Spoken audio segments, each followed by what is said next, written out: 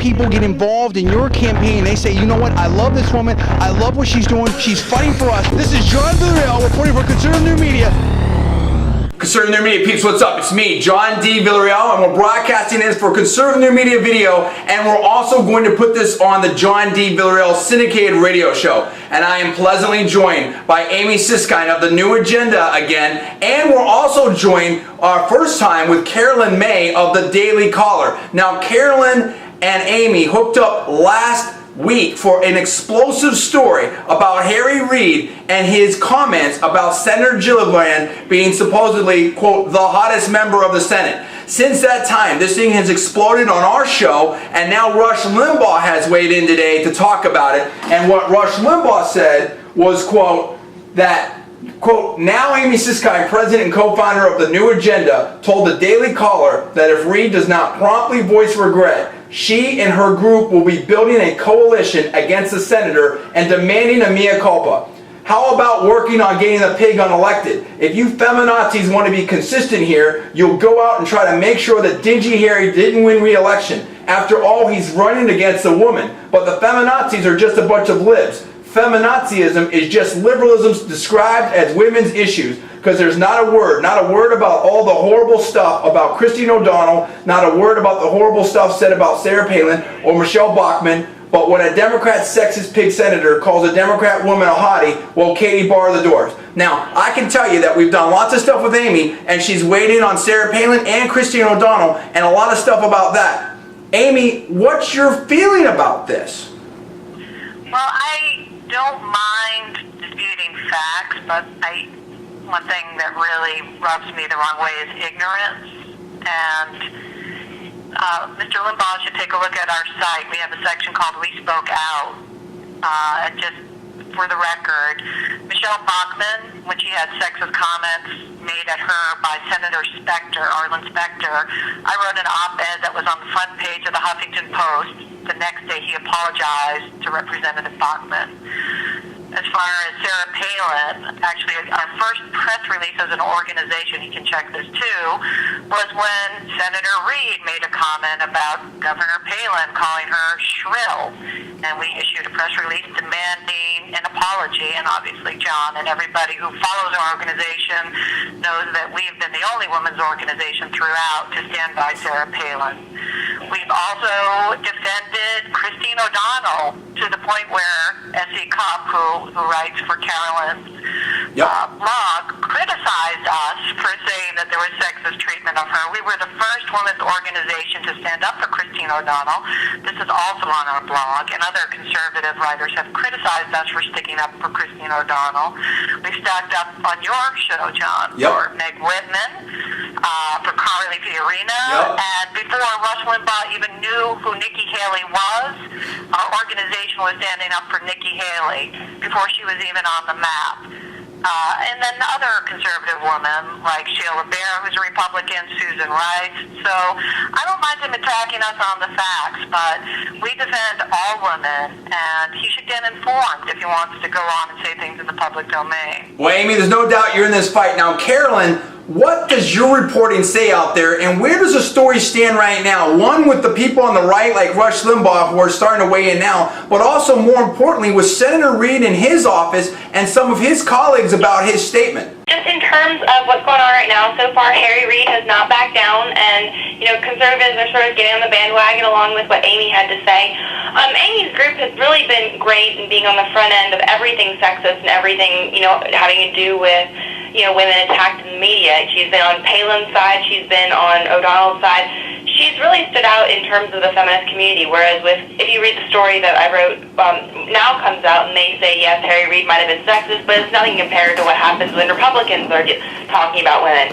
Everything, when it comes to now, or the majority, it tends to be very much partisan, whereas with Amy's group, she definitely has a very bipartisan stance, all about women, not about the party. That's exactly what she said, and she gave a lot of examples of how she stepped in and has defended people on the Republican side. Do you expect Senator Reid to say anything about this, or do you think that he's just going to ignore it and get on to his campaigning? And what impact at all do you think this might have on his campaign against a strong woman, a Tea Party candidate out there, Sharon Angle? Well, my guess is it's probably going to fizzle away unless more feminists get on the bandwagon and stop having it be a partisan issue, making it more of a pro-women thing rather than a Republican-Democrat thing. Until the Now Gang and all of the folks with the feminist majority get on Amy's side, I don't think we're going to see much. I think we're going to probably see it just fizzle away. Now, Amy, where does it stand with that? Have you talked to other groups? What has their reaction been to you talking to them, if you've done that at this point? Well, I have to tell you, the unforeseen blind spot for us that we've actually learned from this particular circumstance, you know, when we started our organization and we said we were going to speak up for Republican women, that we thought was the issue. And there was another organization that just brought it up, Name It Changes, that was supposed to speak out for Republican and Democratic women. But the blind spot for us has been that organizations that are more democratically aligned, which is many women's organizations, seem to refuse to want to defend Democratic women from Democratic men. And that's certainly what happened to Hillary Clinton. The vast majority of the attacks on her were actually from Democrats, from Obama surrogates, and that's a big reason that she lost, and I think we're seeing that again. So we're reaching out, but I think it's a blind spot for sexism, and it's, you know, as I mentioned when I spoke to Carolyn in our interview, it's, you know, a level of sexism that's just tolerated within the Democratic Party that's not tolerated in the Republican Party, and we're going to do our best to uncover that. But we're going to continue to speak to other women leaders, and, you know, this isn't an issue of Reid versus Angle, although that's what Rush would like to make it about. This is an issue, as one email wrote to, you know, I got from one of our members.